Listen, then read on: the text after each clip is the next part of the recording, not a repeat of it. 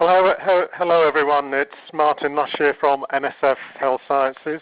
Very warm welcome to you all to this free webinar on change management, best industry practices. So really by way of introduction, this is our part of our extended program of free webinars. For those of you that don't know me, I'm Martin Lush, President of the Pharma Biotech division of NSF Health Sciences. For those of you who don't know NSF, NSF is a not-for-profit organization, ladies and gentlemen, whose mission is really directed towards improving the health of people around the world. So whether it be my colleagues in Pharma Biotech or my colleagues in water, or in food or in medical devices, we're all focused very much on the same thing.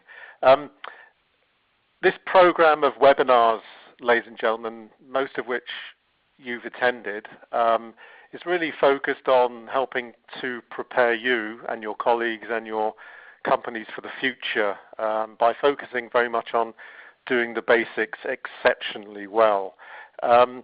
So this is towards the end of this webinar program. I look at this and say to myself, where on earth has the year gone? It's gone very, very quickly. So from human reliability back in January all the way through to how to manage, how to make change control fast and simple.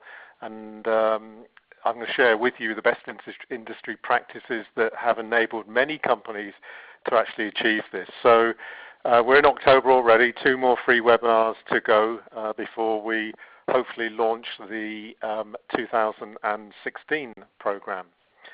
So, as with all of the others, ladies and gentlemen, this session is being recorded. It will be available for you all to download and share.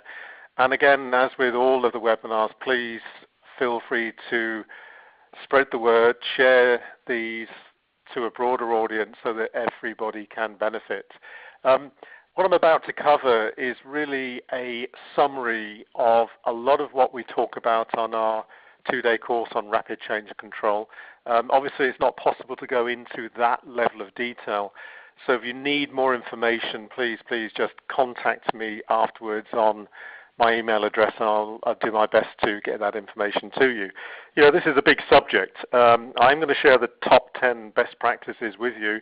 Some I'll go into in more detail, but inevitably I'll create more questions than probably provide answers. To that point, I will answer all of your questions, not directly during the session, ladies and gentlemen, because it's really difficult to focus on the presentation and answer questions as well. So as all of you know that have forwarded questions to me afterwards, I do get back to you, each and every one of you, with answers that I hope are useful. There is a more extensive customized workshop available on this subject, and again, if you really want to get into this in more detail, just drop me a line, because this is very much just the beginning. What I'm going to share with you is the top 10 best-in-class practices for, whether you call it change control, whether you call it change management, is up to you. But we have thousands of clients around the world, starting small startup companies all the way through to major multinationals, whether they be in pharmaceuticals, biotech, or medical devices. So we've had exposure to a lot of change control systems. Some are good, many bad, and a few in between. So what we've identified in those companies that do this exceptionally well are 10 best-in-class practices, characteristics, if you like, of how to manage change simply and, importantly, quickly. So I'm going to go through each of these. And my challenge to you, ladies and gentlemen, is as I describe each characteristic, each behavior to you, I think it'll be good for you just to sit back and reflect and just consider how your company, how your situation compares with what I describe. And just give yourself a mark out of 10. You know, if what I describe is exactly what you do, then give yourself a 10 or an 8 or a 9. If it's the complete opposite, then give yourself a lower score. So this will enable you to not only understand how best-in-class manage change, but also where you are, the gap that exists, and hopefully what you need to do to actually close the gap. I say need to do because you've got to really have a very efficient and fast, which means simple, change management system. Because in this volatile world that we all live in, things are changing so quickly, we really do need the ability to react quickly, but also to react in a controlled way, so that we protect our patients, we protect our licenses to operate, those contracts that we have with governments and health agencies. And all of that boils down to having a fast and efficient and robust change management system. Brings us to the first characteristic, ladies and gentlemen, of companies that do this really well actually have this characteristic number one. It's more philosophical than anything else, but it drives the behaviors that then impact on the design and operation of the change control system. These companies actually recognize change management as being strategically vital rather than just compliance driven. If I was to ask you, how many of you have got too much to do, too little time to do it, and not enough resource, probably all of you would be putting your hands up and saying that applies to us. And one of the reasons is that we all are trying to do too much, and that's why many of us are experiencing and suffering from initiative overload, because the one system that you require to stop unnecessary change and focus the resource, the change management system, simply is not doing its job. Because one of the jobs of the change management system is to focus that ever diminishing pool of resource that you've got to do things quickly. So one of the jobs of the change management system is to stop non-value adding change and initiative overload. I'm a firm believer in that saying, your success depends upon what you stop doing, not what you continue to do, not what you are about to start, but what you stop doing. And that's the job of the change management system. A good change management system focuses the 20% of benefit, 20% of the resources on the 80% of the changes that will give them maximum benefit. This message often strikes people as quite surprising because they realize that their own change management system actually proves everything. It rejects nothing. So there's no control over what is started, what is initiated, and therefore all of the resources are so thinly spread that nothing, in effect, gets done properly. So the job of the change management system is to stop change that adds no value. It's to manage risk as well as the resources. And really to remember that an adaptable organization requires a fast and very, very effective change management system. So one question I'll put to you is this: how effective is your change management system at stopping stuff that adds no value? It has to be quick, it has to be fast, but speed isn't everything because it does need to be effective. And one of the challenges for many change management systems is that they are the complete opposite. They're very, very slow and by definition very, very ineffective in accomplishing the goal that we have already discussed, which is to make sure the only changes that go through are those that are value adding, and unnecessary changes are actually prevented and stopped. And when you have a system that is complicated, you therefore have a system that is slow. And when you have a system that is slow, trust me, people don't use it. It has one of two effects. One is really good changes that you do need to improve your business don't get through because people realize that the process is too slow and painful. And secondly, the changes that, a slow change control system actually encourages people to create what I call workarounds. In other words, they find another way of pushing the change through, whether it be through the like-for-like system, whether it be through the engineering system, whether it be through the deviation system, the documentation system. Change continues because it's required, but it just doesn't go through the change management system because the system is too slow and complicated. And of course, when that starts to happen, you have no control over change, and as a result, no visibility, and as a result, higher levels of risk as well as cost.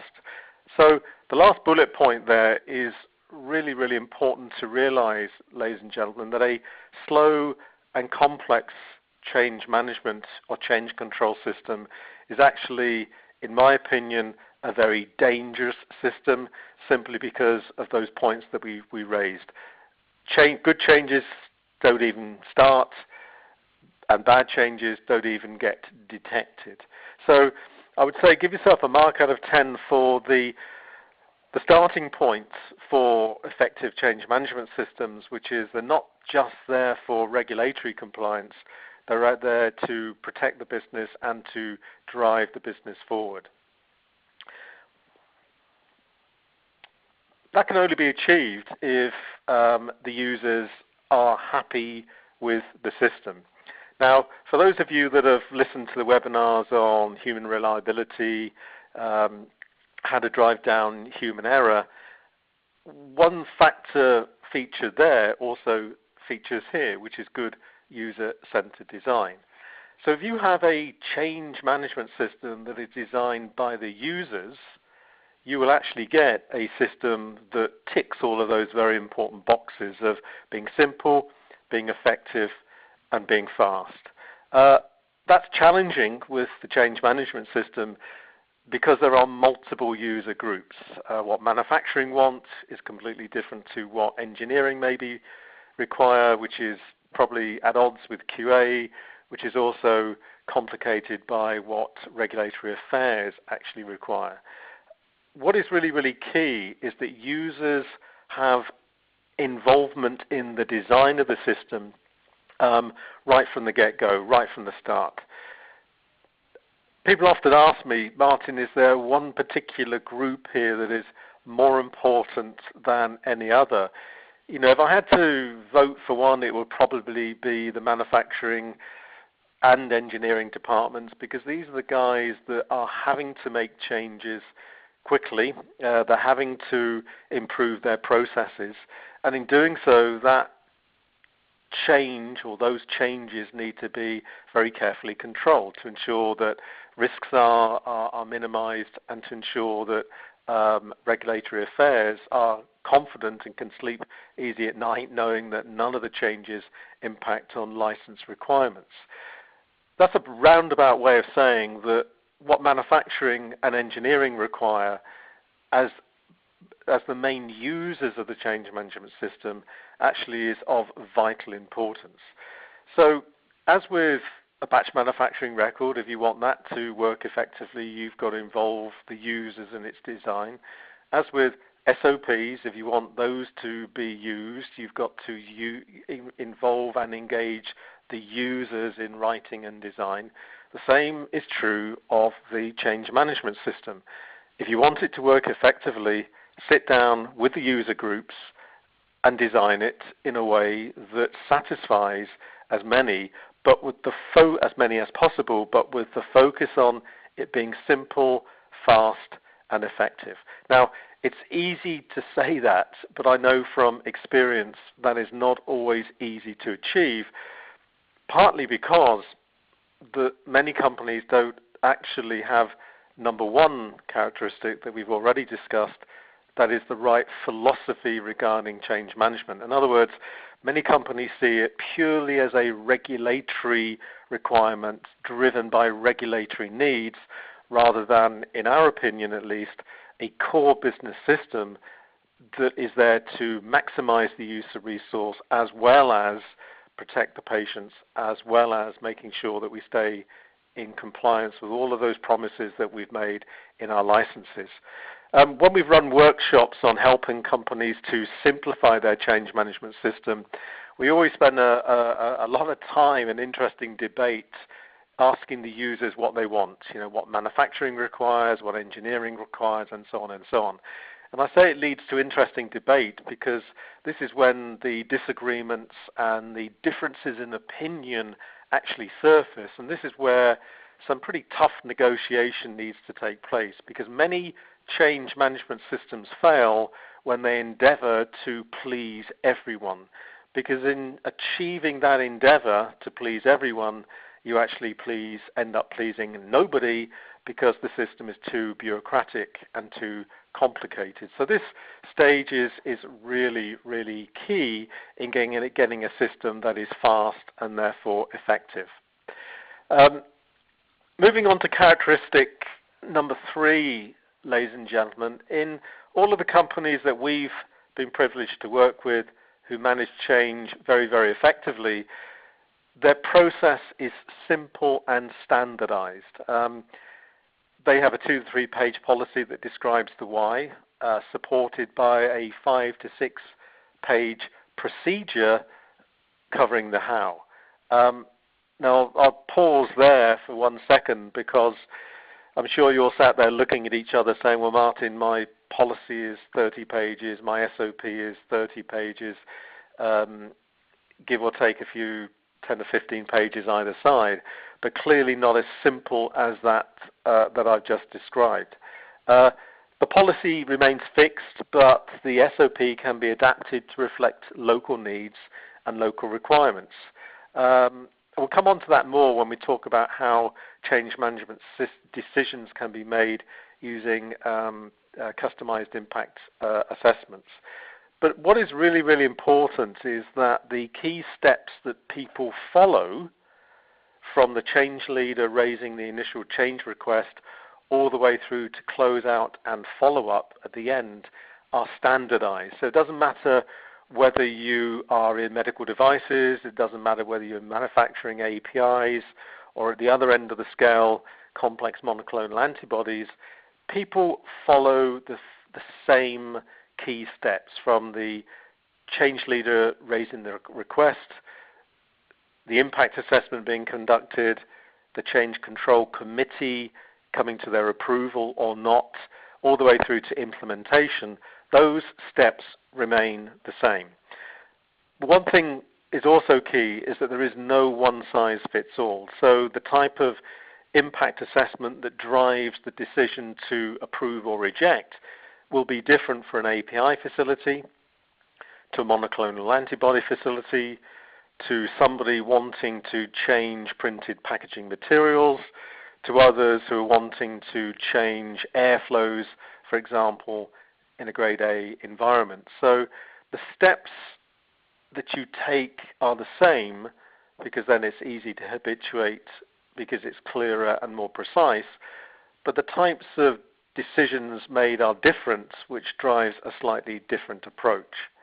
I mention this because so often I see, and one of the challenges many of you I know will face is you're sat there saying, Martin, my company has a standard approach to change management.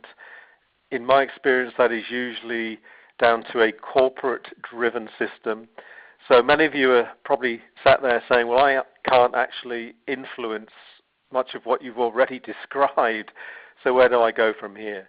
Now, my answer to that is, number one, eventually your companies will have to change because the world is changing so quickly. The way in which we respond and manage change will have to improve. Therefore, eventually our systems will have to become quicker and more efficient. And secondly, and importantly, there are certain things, as we'll discuss later, you can actually change and implement within the constraints of what you are currently working within. So remain positive and remain hopeful, because so many people say to us, certainly on our courses, well, we're constrained by what we have, to which our response is, yeah, but that is going to change eventually, so it's just a question of when. But keep the faith, so to speak, because there are things that you can actually do. Now, people say, well, what is a standardized process? Well, it starts off with somebody, we call them the change leader, coming up with an idea that he or she feels is going to be of benefit. What's really key is that they, with that commitment to the change and that passion for the change, actually do as much of the hard work up front as possible. Hard work in the sense that they have to complete a customized impact assessment form. Well, I'll give you an example of one later, but this impact assessment form is there to do a number of things. Number one, it's there to ensure there is a consistent decision-making process using objective criteria. I emphasize objective because so many changes are not assessed against any kind of objective criteria. They're change initiatives kicked off by gut feel, driven by emotion, rather than by the facts and the figures that really tell us whether this is a good change or a bad change or one that is indifferent. So the purpose of the impact assessment form is to remove the subjectivity and to very much focus on, okay, what's it going to cost us and what are the tangible, quantifiable benefits that the change will actually provide.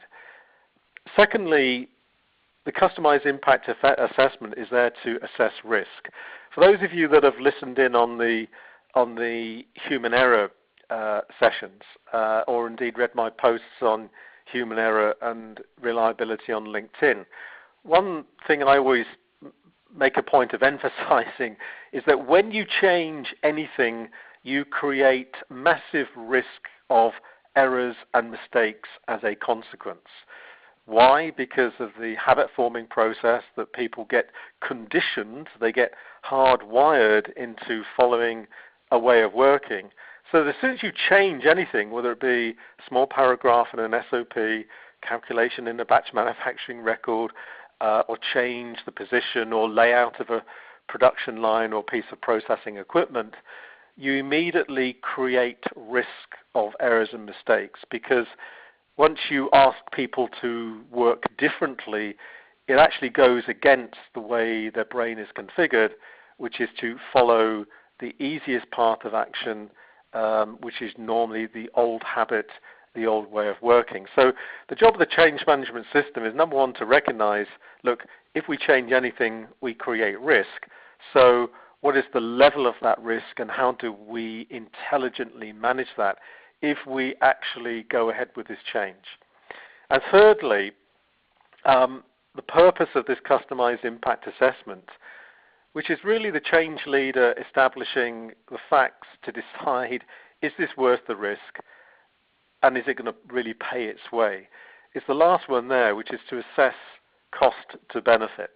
That is, every change costs something, whether it be material costs, equipment costs, or probably more importantly, time and people costs. It means that we've got to assess, well, what is the benefit? If we're going to spend X on this, what do we get in return? Because if it's not bigger than X, then that's not really good for business. Now, I know there are changes that we do have to implement that we feel are probably going to add little benefit. I mean, regulatory changes are a classic example.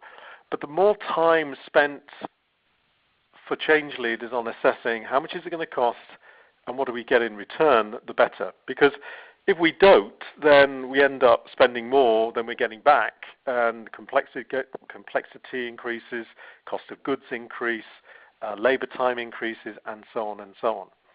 And it's really answers to those two questions there around risk and cost of benefit that really drives the decision process as to whether we go ahead, whether we don't, or whether we simply decide it may be a good idea, but actually at the moment it's not a priority. What is really important, and the emphasis there is on customized impact assessment. This is really a set of objective criteria against which each and every change is assessed. Now, you could call this an aid memoir, you could call it a checklist, but it's really prompting questions that the change leader needs to answer in order to decide whether this is really worth progressing or not. But it's got to be customized. So the types of questions that would be asked if you were changing a part of a process on a tableting line would be different to those questions that a steriles engineer would be asking if they wanted to change something on an aseptic area, in an aseptic area. Similarly, the types of changes that somebody in your IT department are assessing are very different. So the questions that they have to ask are different. The questions that somebody on a packing line wanting to implement a change there would be different. They're different in many respects, but similar in others, because both have to include, all of them have to include an assessment of risk, but equally important, the cost to benefit. This is very rarely done on many change management systems, which is one of the reasons so many changes go actually through and get approved, and actually not just add very little benefit, actually add no benefit whatsoever, and in most cases add considerable cost and considerable risk. So when designing the impact assessment forms, you've got to keep them simple, and I'll show you an example in a minute.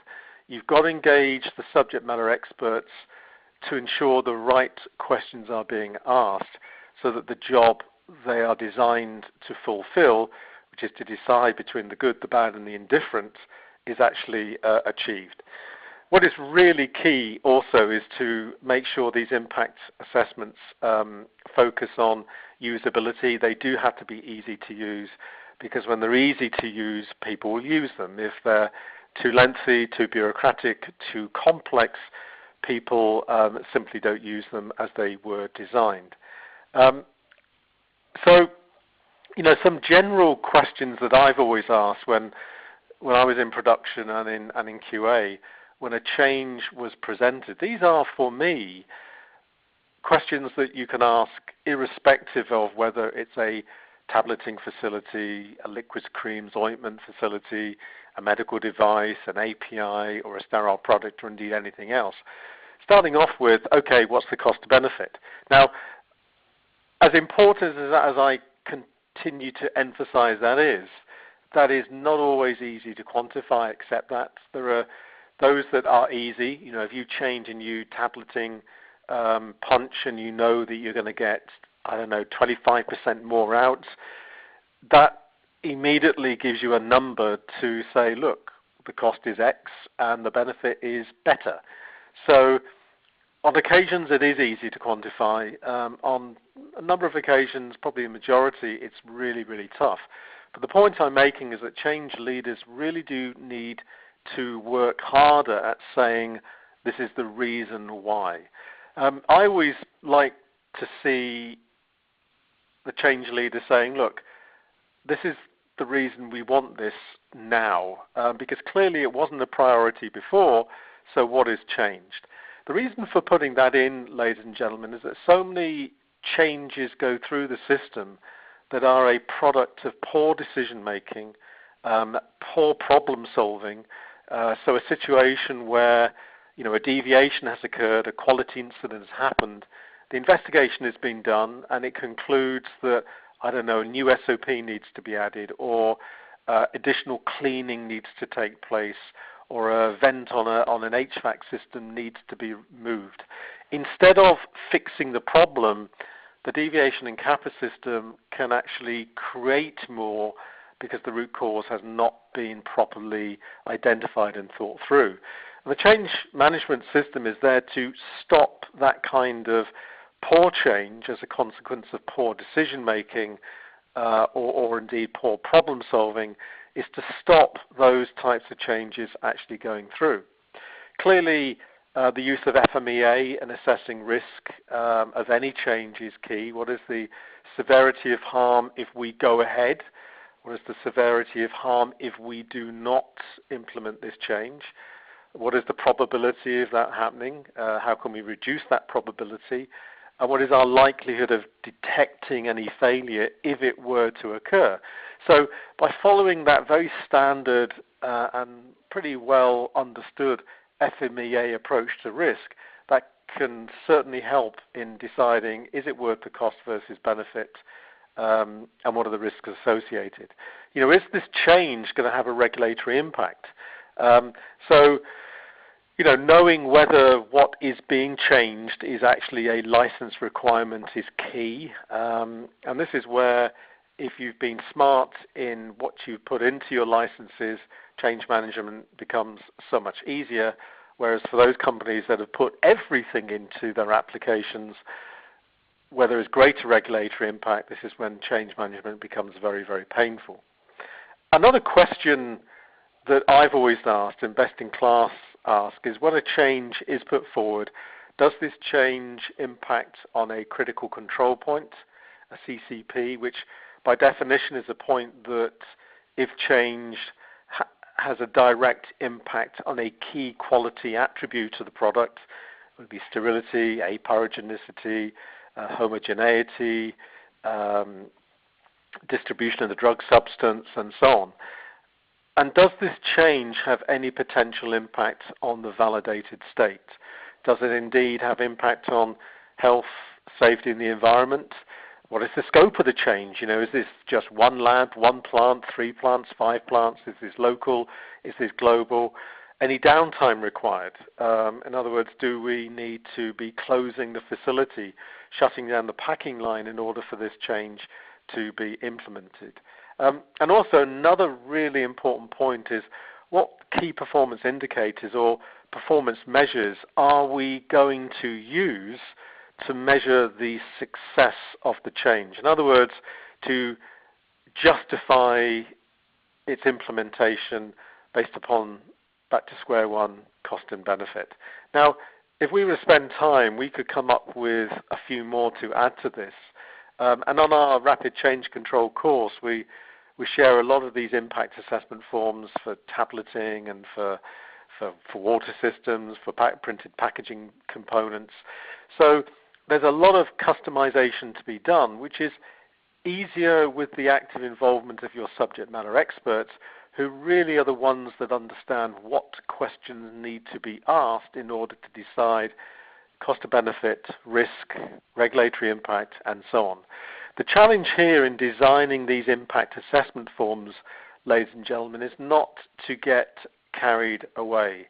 What I mean by that is that when you do get SMEs around a table and you say to them, guys, what sort of questions should we be asking if we were to change a water system or an HVAC or a process or a packing line?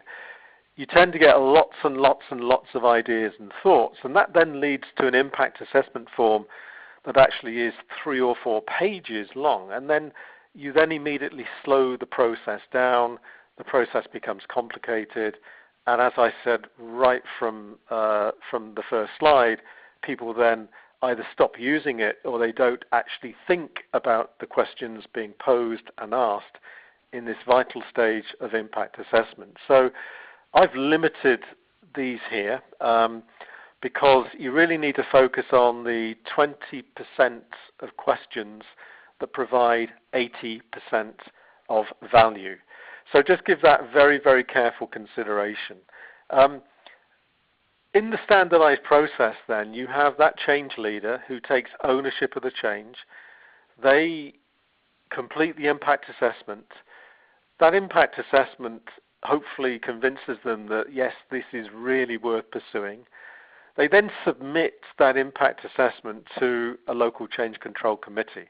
Now, by local, I mean very, very plant specific, because this meeting has to be fast and efficient, and it has to involve those with a knowledge of the nature of the change being submitted, because then they can actually come to a good decision based upon that knowledge.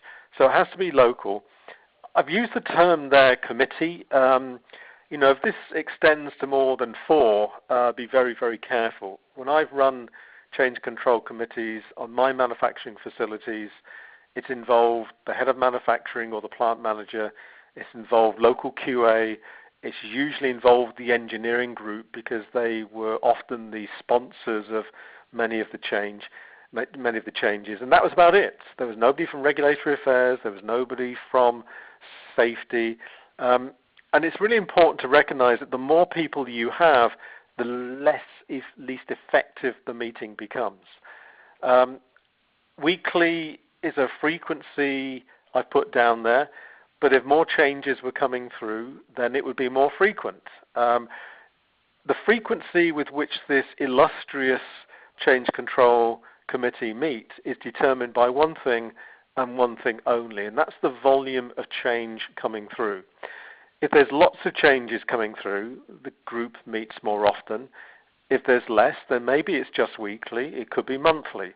The reason I mention this is that I've seen so many companies' change management system constrained by the change control committee. In other words, they meet every 4 weeks or every 6 weeks, and the change leaders can't do anything until they get their approval. What's really, really key is that this is a face-to-face meeting. Unfortunately, there is a trend that these types of discussions, these types of meetings take place electronically. In other words, QA are looking at the same impact assessment form sat from behind their desk. Manufacturing are doing the same. Engineering are doing the same. So they all view the change without any kind of discussion, without any kind of debate, without any kind of exploration of the change. And more normally they come to an approval because it's far easier to approve than to reject. So for this committee to work effectively in making sure that it focuses and approves the 20% of changes that drive 80% of benefit, this meeting has to be face-to-face, has to be very carefully chaired to ensure that the right decisions are made at a frequency determined by the volume of change coming through. And the focus for all participants is to really ensure that there is business benefit, in other words, that cost to benefit balances and works out, and that risk is managed. This change control committee is important. It has the power to say yes, but also the duty to say no. And this is where so often things go wrong, because all the change requests are approved. Therefore, all the cost of benefits haven't been properly considered, and ultimately there is insufficient resource to implement all of the changes that have been put forward to it. So everything fails. So the key challenge for the Change Control Committee is to really say to those 20% of changes that provide maximum benefit, is to say, yes, your change is approved, but for the 80%, 70 to 80% of other changes, change requests, is to either say, no, not never, ever, or no, not yet. In other words, the timing isn't right and we have other priorities. So this requires the Change Control Committee to understand how much resource is required, and that job should have been made easier for them by the change leader saying exactly what was required, against the importance of that particular change. So good change control systems stop non-value adding changes. And people often say to me, Martin, well, what sort of reject rate? And I put a figure down there, whether it be 30%, 40%. The key thing is it really does need to distinguish between the good, the bad, and the indifferent changes put forward, because you cannot do everything. And remember what I said, slide 1, which is your success is determined by what you stop doing as well as prevent from doing, not just what you start to do. Number 5, best-in-class practice. Number 5, companies that manage this really well don't put all of their changes through one system called the change management system, because not every change can be managed by a single system. If that is the case, the system would simply grind to a halt. So, for example, changes in third-party manufacture. I mean, there are some of you out there involved in contract manufacturing or contract research organizations. Change management for you is even more challenging. But for people involved in third-party manufacture, change control is managed through 2 things. One is good technical agreements, but secondly, good auditing by skilled auditors. What I mean by that is that if you contract out parts of your operation to a contractor, you've got to trust them. Your auditors need to be assured that the contractor's change management system is fit for purpose, so that you can sleep easy at night knowing that they're actually doing many of the things that we're doing here, from impact assessment, the way the changes are trended, and so on and so on. It's worth emphasizing this because so many contractors are asked to use the change management system of the customer, their clients. That just doesn't work. It's too complicated. It is too slow. So when it comes to management of change by third parties, that is not through your change management system. It's through their change management system, and making sure that your technical agreement makes it clear what you need to be notified of before and what they can go ahead and change without notifying you.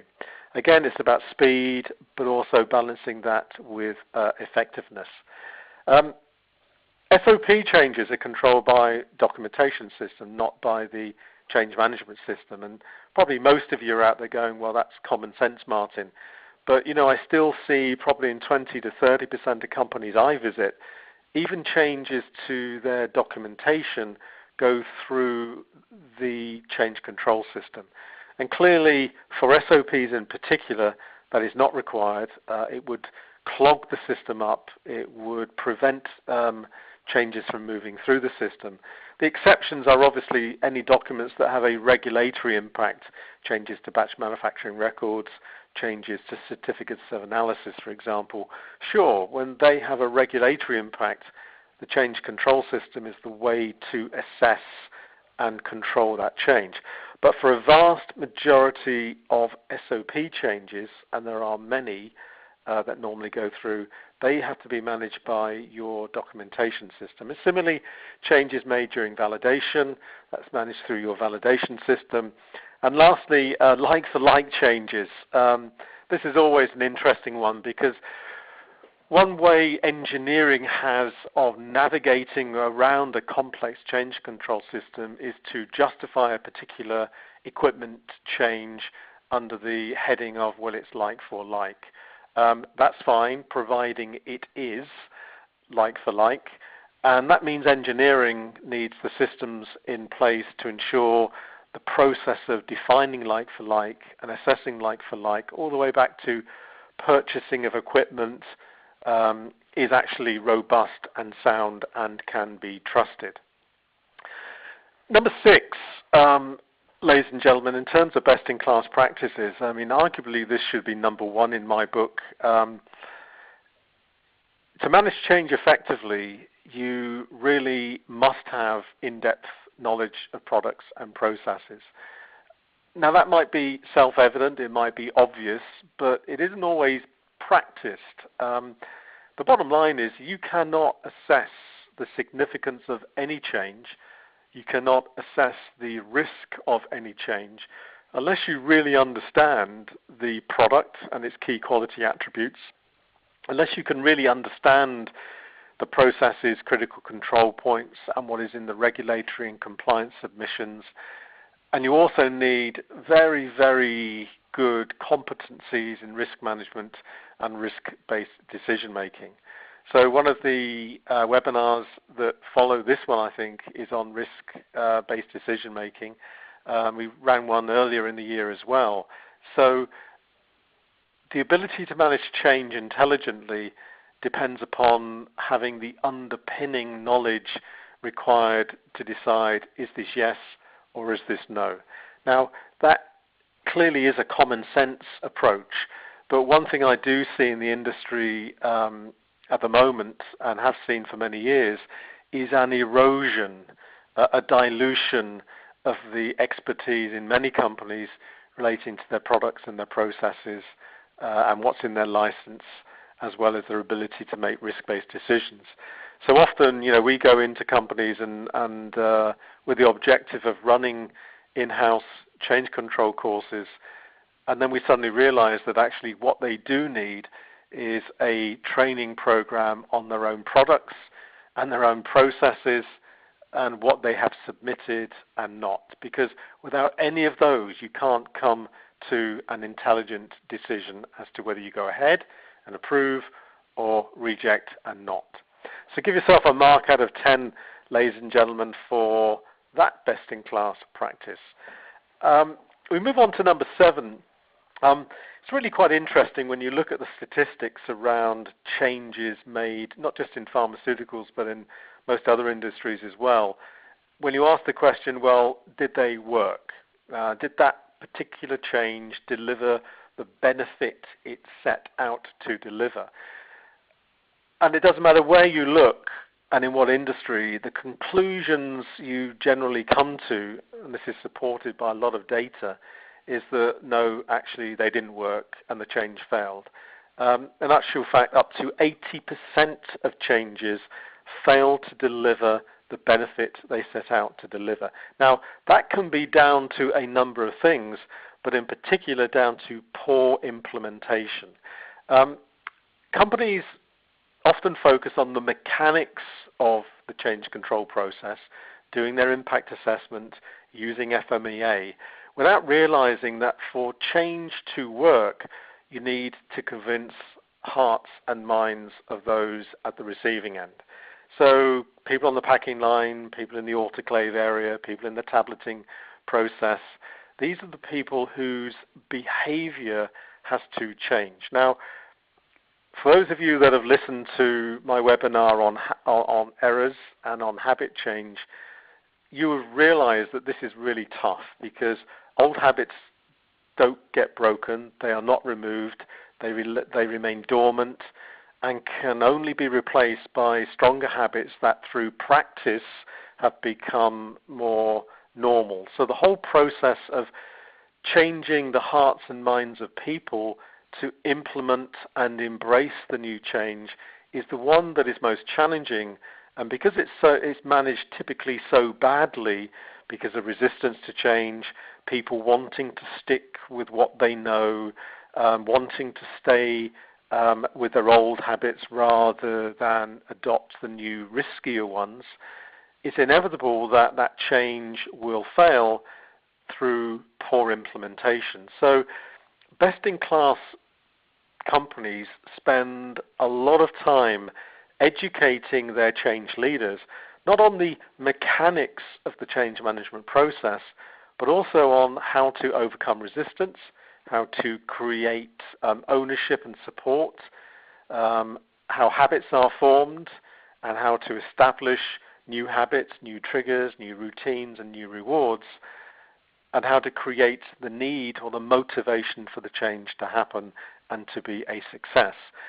If you focus just on the mechanics, you will not succeed, because success is determined by the behaviors that change in the workplace, and without an understanding of how to overcome resistance, how to create ownership, how to create new habits, and how to create the need, that's the motivation for the change, inevitably that change will fail. So give yourself a mark out of 10, ladies and gentlemen, for how well you do this in providing people with the behavioral knowledge, the knowledge of resistance to change, the psychology of change, because if you do that well, you'll succeed. If you don't, you will struggle. Moving on to number 8, ladies and gentlemen, best-in-class companies actually recognize that any change is costly, any change is always accompanied by a level of risk.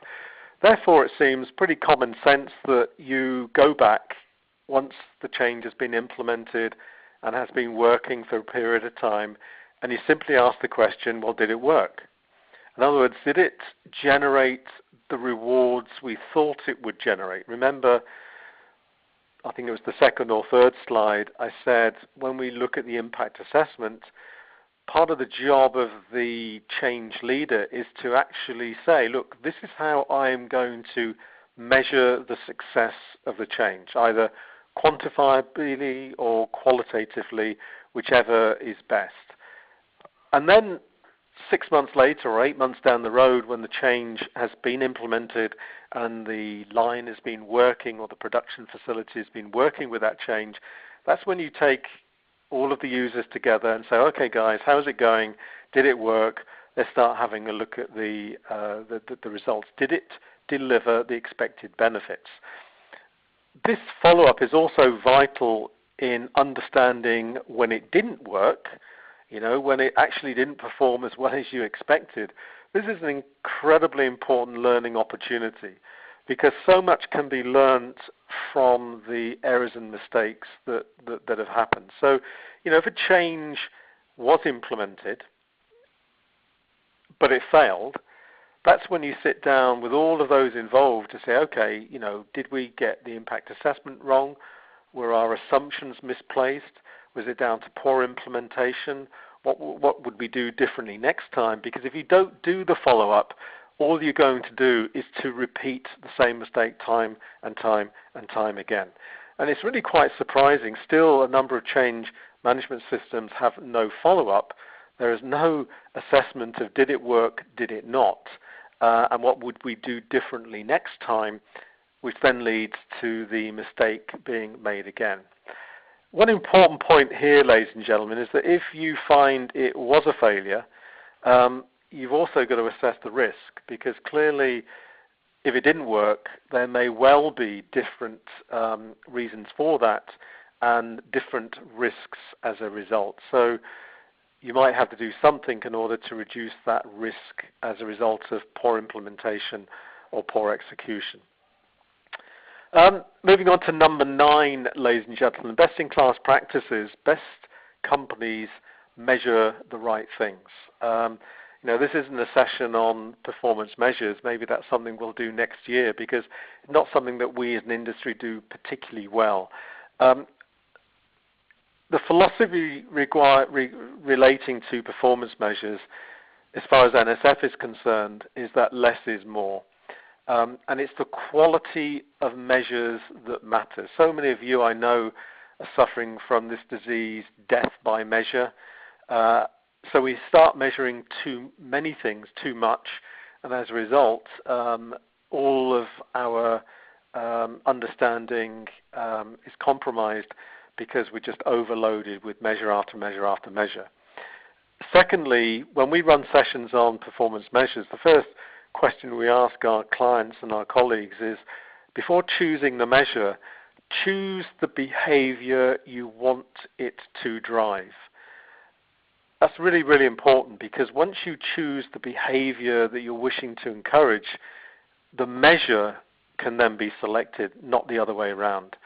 Now, when it comes to change management, ladies and gentlemen, there are a few measures that we've put down there. For example, to measure the number of changes raised. That's really important because you want to be assured or reassured that people are raising changes with the right motivation to keep the business moving forward. We also think it's really important to measure the number of changes rejected, just so that you are comfortable with the system rejecting the changes that really are adding no value. Now, earlier I put up a sort of 30 to 40% reject rate.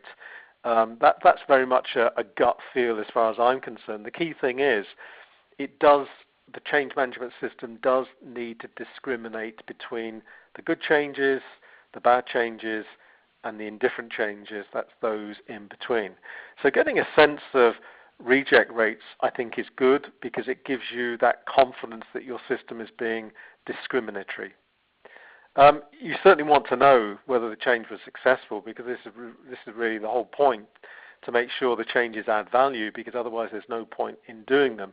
And we only know that if we can sign off the change to say, yes, the performance measures, the changes identified, have actually succeeded in full or in part, but the bottom line is the change was successful or not.